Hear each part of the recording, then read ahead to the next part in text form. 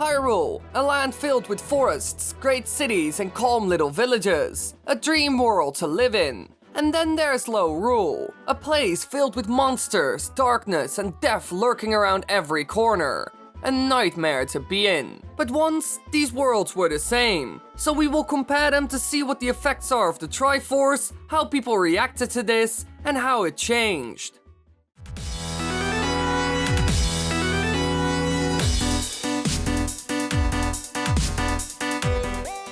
Some time ago, Lorule was once very similar to Hyrule. It had its own Triforce and Sacred Realm. The only difference between the two was one crucial decision, and it was made during the Imprisoning War. When word of the Sacred Realm, the hidden location of the Triforce, broke out, lustful people took up war and began to enter it. And so, evil began pouring forth from the entrance. The Knights of Hyrule were nearly wiped out during the ensuing conflict. But the 7 sages, at the command of the King of Hyrule, were able to seal the entrance to the Sacred Realm. And so the Triforce was still intact, the evil was trapped inside, and no one could enter it. However, in Lorule, they did things a bit different. Here the people also began to lust for their Triforce's limitless power. Many lives were lost as people were fighting over it. And to end the fight, Hilda's ancestors decided to destroy their Triforce rather than seal it. However, without its Triforce, the world slowly began to crumble,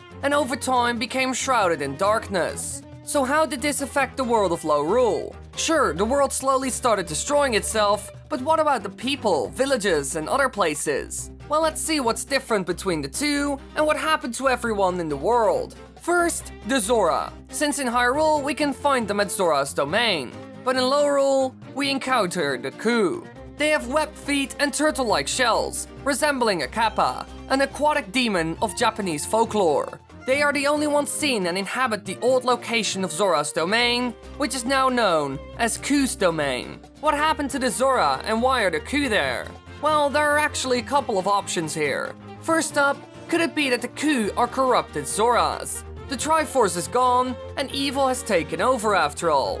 Well, this is not likely, since the visual differences between the two are quite big. One has a shell and the other doesn't. Zoras have 2 eyes and the Ku's 1.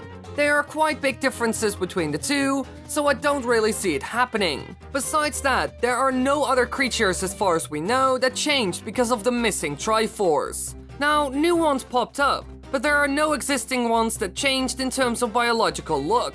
Besides that, the world has been in this state for only 3 years, since there's a character in the game that states this. The Philosopher says, "How long has it been since I knew such a comfort? 3 years or an eternity?" Now this most likely means that it has been 3 years, but for him it felt like an eternity. This is most likely not enough time to go from Zora to Ku. So what other options do we have? Well, like I said, all kinds of new monsters can be found in the corrupted Lorule. Could it be that the Ku are a new species? A lot of beings showed up out of nowhere, like the Snapdragons. No idea where they came from, but now they're in the world. And this could also go for the Kus. But what about the Zora then? Well, they probably ended up fighting with each other, but could the Ku win?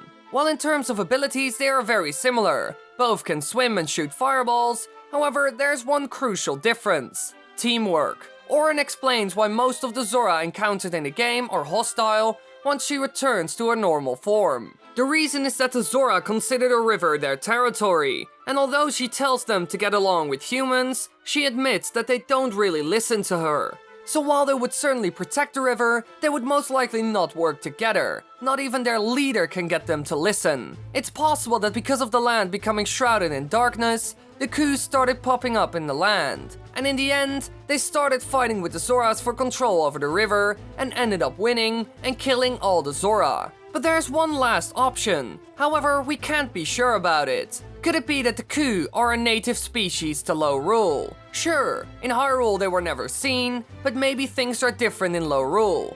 Only problem is, there's no way to confirm or deny this. So this is just an option. Take it with a grain of salt. Now if you look around the world of Lorule, you can clearly see that it's in ruins. This is because of the missing Triforce. But is there more to it?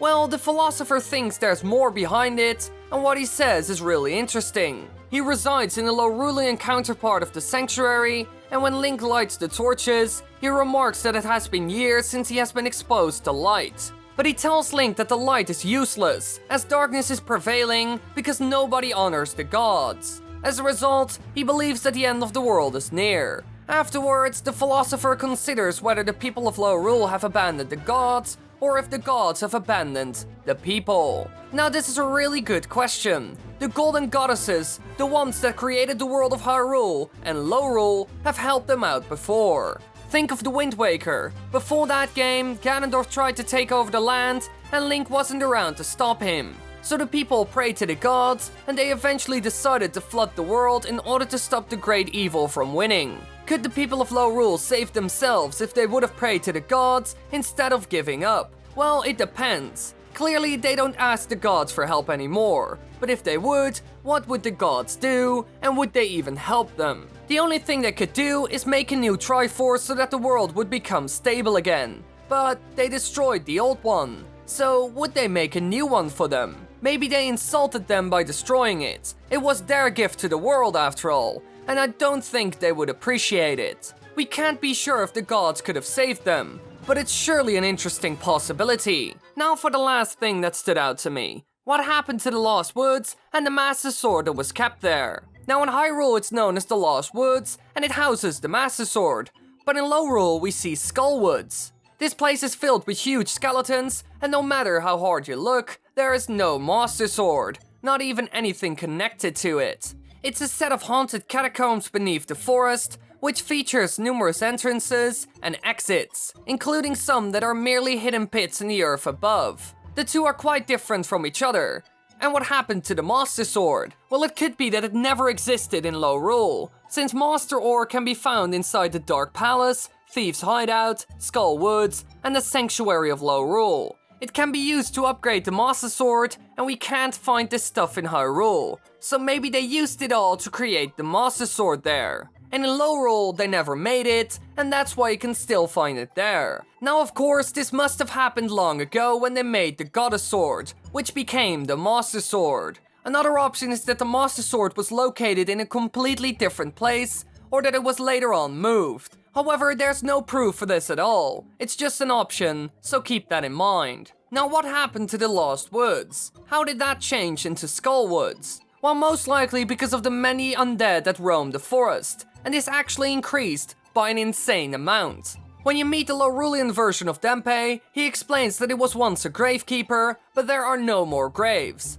He even starts questioning himself if those graves were protecting something. So this could be a sign that all the dead started to rise, most likely due to the darkness sweeping the land. And as we know, the Lost Woods is a place where people tend to get lost, and because of that, most likely die there. Maybe these ghosts and undead started inhabiting Skull Woods, and that's why it changed so much. But it's still a bit weird what happened to it. Not a lot is explained.